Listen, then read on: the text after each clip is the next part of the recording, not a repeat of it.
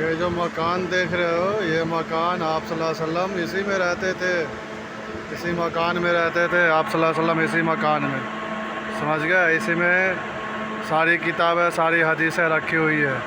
इसमें लिखा हुआ है मकतबा मक्कतुल मुकर्रमा, है ना, उसी में रहते थे।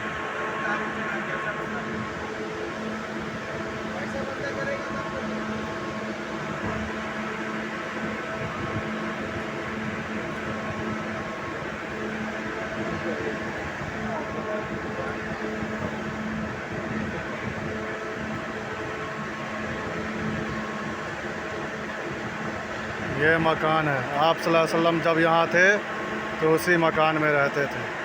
ठीक है ना, ये मकान देख रहे हो, और वह सामने दरवाज़ा है।